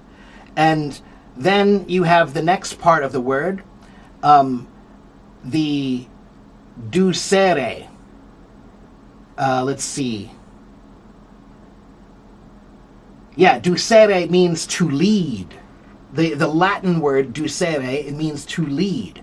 So the word educate means to lead out. Like you're in the dark and I'm going to lead you out of the dark. That's what educate means. Okay? What's the purpose of education? Because life is much harder when you're a dumbass?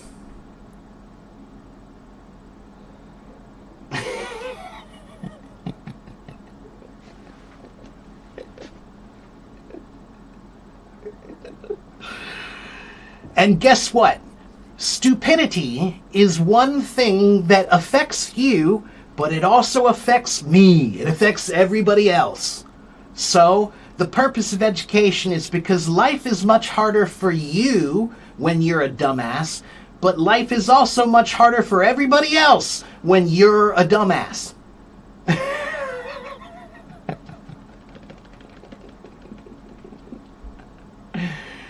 So that's the purpose of education. Dumb ass. D-U-M-B. Booty. Say something about the word politician. Politician comes from the Greek word polis. Polis means city. Let me double check and make sure I'm right. It's Greek, definitely. Politic. Politics. So that comes from the Latin politicus and from the Greek politikos, meaning of citizens or state or civil or civic. So, I'm sorry. Polis is the word that means city. Politics comes from the word politikos, which means anything about citizens, the state, government, civic duty, that's politics. Okay? And politics is a very old word. It comes from the Greeks. You know, most of our, the majority of Western justice systems and that's all based on Greek politics. Our justice systems and our government and all that comes from Greek and then French. Yeah.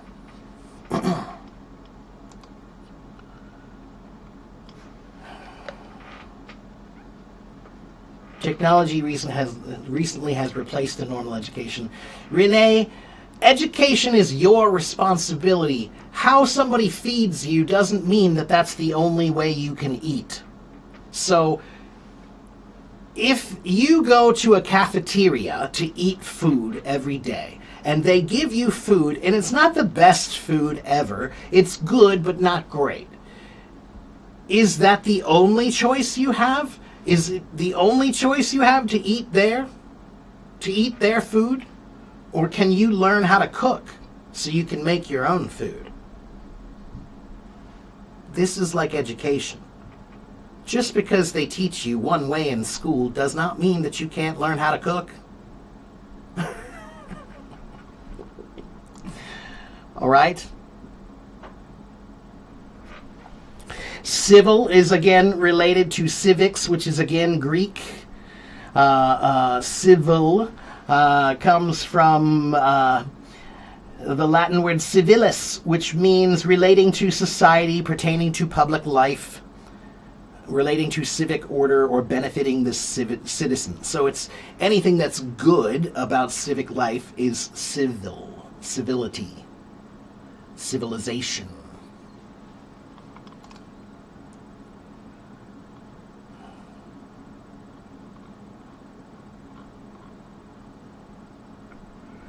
Ali, I can't because it wouldn't be appropriate, so I can't. Why would you ask me to do something that you know I can't do?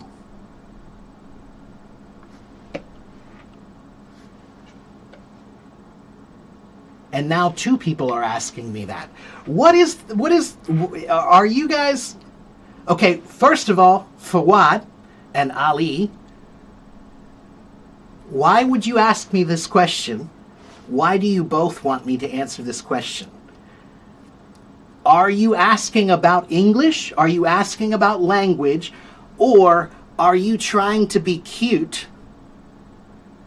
Are you trying to say you don't know these meanings of these words? You can't explain them? Are you? Come on, admit it. Don't be a coward. If that's what you're trying to do, don't be a coward. Admit it.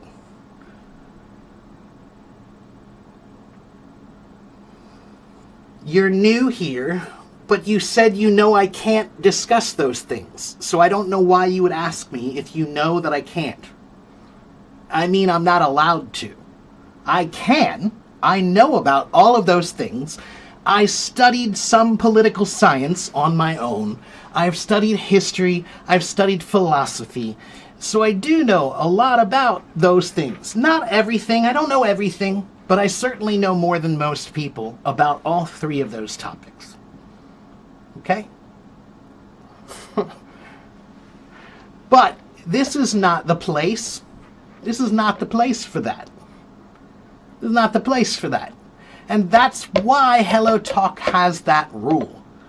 Because if you talk about those things, you are looking for an argument.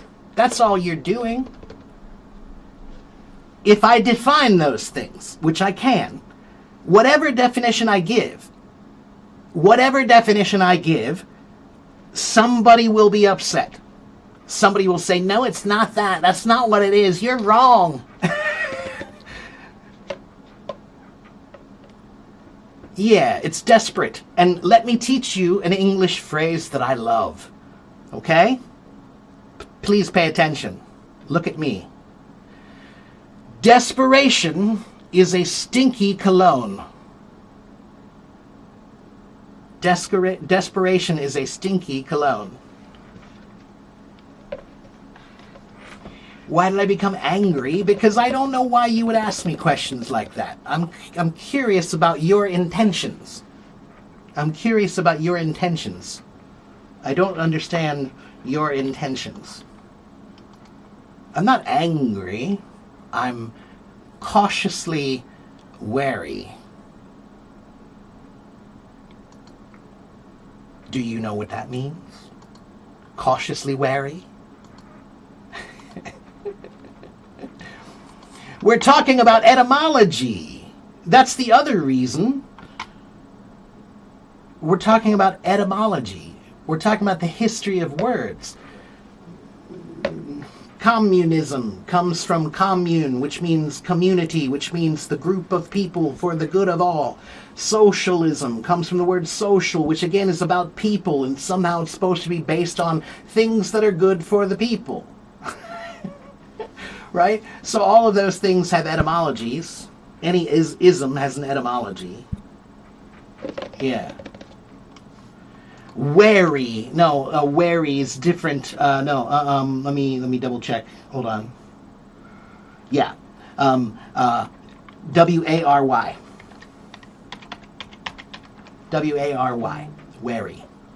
To be wary means to be cautious. Right? Yeah, it means prudent. You're prudent, you're cautious, you're aware, you're paying attention. Okay? Yeah. So, anyway, does anybody have another topic?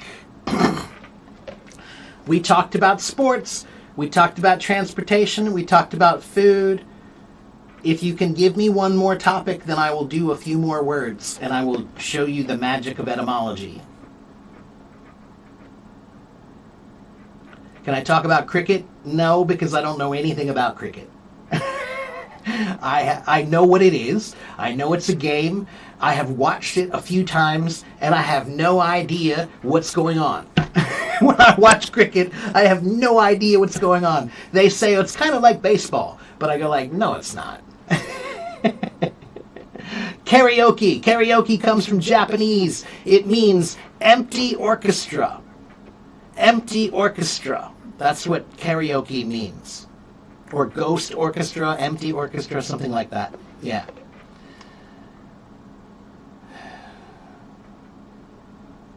Pandy is a little panda. Oh, I didn't know that. But I can see how that works. We often do that with the letter Y. Mm-hmm. Yeah. Anyway.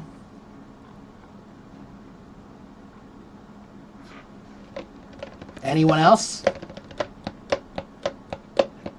You didn't know that, Masako? Really?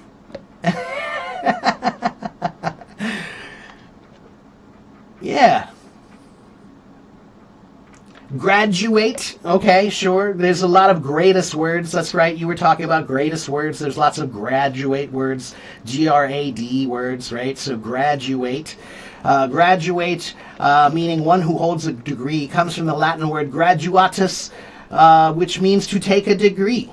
So the word gradus means a step forward or a climbed step, a step towards something. So to graduate means to move a step forward in your education. Scrutinize. I always love that word. This is the central scrutinizer. Scrutiny. Scrutiny means, if you have scrutiny, to scrutinize something means to look at something very carefully for any problems or mistakes, anything wrong. So you scrutinize something to look carefully to see if anything is wrong. Okay? And the original meaning of scrutiny comes from the Latin word scrutinium, which means a search or an inquiry. But it's an examination, an investigation.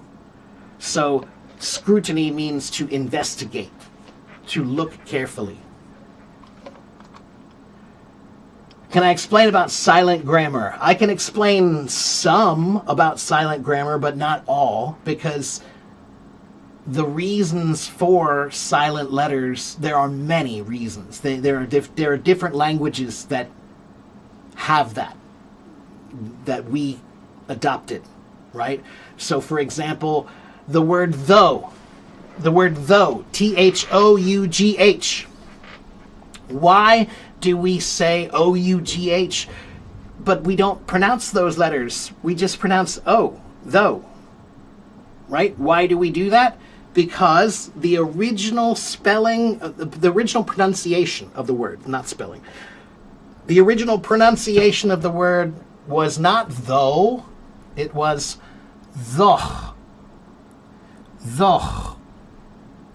That GH at the end of the word used to be pronounced like this, almost like the Arabic, right? Arabic has that. A few languages, Hebrew has it, right? So it's that guttural sound, okay? We used to have that sound. And they didn't know how to write it. They were like, well, what letters should we use? What letters sound like, but none of them did. So they chose GH was the closest thing they could come up with. And that's what they decided on. But then someday there was some weird thing that happened, and just the pronunciation, it literally just changed. Nobody really entirely knows why. It's called the Great Vowel Shift. It's something that happened, I can't remember what years. I want to say around 12, 13, 1400. I can't remember exactly, but somewhere in that neighborhood, there was a change in the pronunciation, a huge change. Like overnight, things changed, and we don't exactly know why.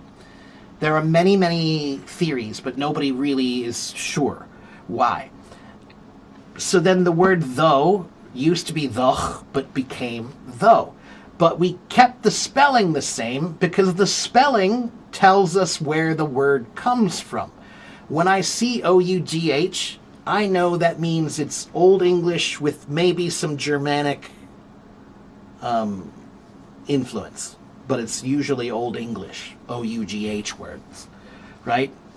So, and then French is also responsible for a bunch of words that have silent letters, like rendezvous, right? Rendezvous, V-O-U-X. Why do we not pronounce the X? Because of the French. That's French. Okay? So, do I record podcasts too? Kind of. I did. I have a podcast that you can go listen to. I haven't made any new episodes in a long time. But my podcast is usually just about teaching English. Yeah. Yeah, there are so many French words that have, letters that are not entirely pronounced, right? Yeah. Search, Aiden, if you search for AFIEC, you should find it. Like, look on Spotify for AFIEC, and you should find it. Okay? If you don't, you can send me a message. All right? Okay, listen, everybody. I have been here for 2 hours. Blah, blah, blah, blah, blah, blah, blah, blah, blah. God, does this guy love the sound of his voice, right? So, my coffee is almost finished, and my brain hurts. So, I'm going to take a break for a bit, and I'll be back tomorrow, okay? If you don't know who I am, my name is Teacher Mark. I am a teacher. I am a drummer also, if you see behind me the drums. But I'm also a teacher. I have been on Hello Talk for more than 12 years. I have been live streaming on Hello Talk for 5 years. More than 1 million people have watched me, and more than 84,000 people follow me. Okay? And they don't follow me because I'm cute.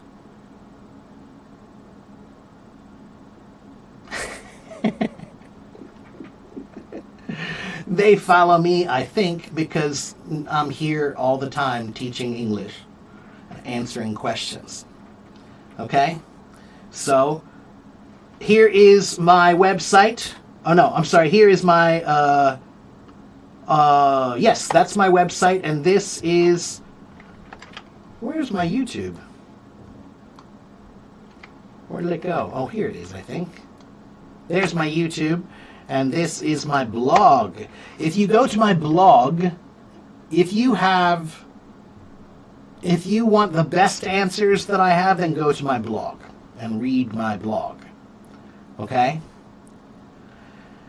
And on my website, you can go look there. There's a lot on my website. You can buy lessons from me. If you want private lessons from me, I do private lessons.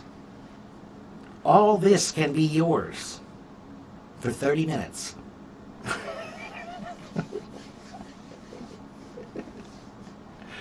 So go to my website. You could buy some lessons. Okay? I'll be back. I'm usually here Monday, Tuesday, Wednesday, Thursday, Friday, Saturday, unless I'm tired or I'm busy or I'm tired and busy. Whatever, you know. Sometimes I'm not here. Every once in a while I need a break.